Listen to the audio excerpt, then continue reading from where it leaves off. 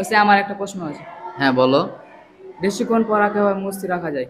আচ্ছা, খুব সুন্দর একটা প্রশ্ন করেছো যে বেশিক্ষণ পড়া কিভাবে মুখস্থ রাখা যায়। আসলে প্রথম কথা হচ্ছে জেহেন, স্মৃতিশক্তি এটা আল্লাহ এক একজনকে এক এক রকম দিয়েছে। তবে আমাদেরকে দোয়া করতে হবে, কারণ দোয়ার মাধ্যমে আল্লাহ রাব্বুল আলামিন তাকদীরকেও কি করে, পরিবর্তন করে দেয়। লা ইয়ারুদ্দুল কাযা ইল্লা বিদুআ। তাকদীরের কোনো পরিবর্তন সাধারণত হয় না, তবে দোয়ার মাধ্যমে আল্লাহ তাকদীরকেও পরিবর্তন করে দিতে পারে। সুবহানাল্লাহ। সুবহানাল্লাহ। কাজে প্রথম তোমাদের কাজ হচ্ছে বেশি বেশি দোয়া করা। রব্বি জিদনি ইলমা, হে আল্লাহ আপনি আমার জ্ঞান বাড়িয়ে দিন। আল্লাহুম্মা ইন্নী আসআলুকা ইলমান নাফিআ, আল্লাহ আমি আপনার কাছে উপকারী এলেম চাই। এই দোয়াগুলো বেশি বেশি করা।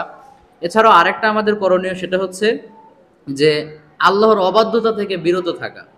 ইমাম শাফি রহমাল্লাহর একটা উক্তি রয়েছে, তিনি একটি কবিতা বলেছেন। ইমাম শাফি রহমাল্লাহ একটি কবিতা বলেছেন, শাকাউতু ইলা ওয়াকিআন সুআ হিফজি ফাআরশাদানি ইলা তারকিল মাআসি।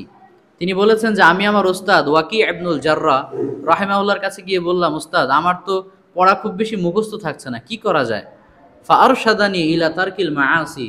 ইমাম শাফি রহমাল্লাহ বলেন যে আমার উস্তাদ আমাকে বললেন, তুমি আল্লাহর অবাধ্যতা বর্জন করো, পাপ কাজ বর্জন করো।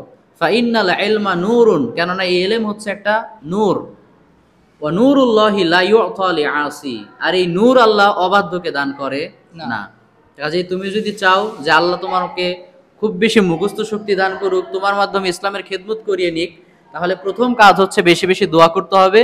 2 নম্বর কাজ হচ্ছে কি আল্লাহর নাফরমানি থেকে বিরত থাকতে হবে। হাদিসে এসেছে, ইয়াহমিলু হাযাল ইলম মিন কুল্লি খালাফিন উদুলু, প্রত্যেক শতাব্দীতে যারা ভালো মানুষ, নেককার মানুষ, ন্যায়পরায়ণ মানুষ, তারাই এই কোরআন সুন্নাহর ইলমটাকে বহন করে নিয়ে যাবে। কাজে তুমি যদি চাও আল্লাহ তোমার মাধ্যমে ইসলামের খেদমত করাক, তোমাকে দিয়ে কোরআন সুন্নাহর জ্ঞান মুখস্থ করিয়ে নিক, প্রচার করিয়ে নিক, তাহলে তোমার উপর আবশ্যক হচ্ছে নিজেকে ভালো রাখা, পাপ কাজ থেকে দূরে রাখা। বুঝতে পেরেছো সবাই? জি। আল্লাহ আমাদেরকে কবুল করুক। আমরা সবাই পড়ি আমিন। আমিন।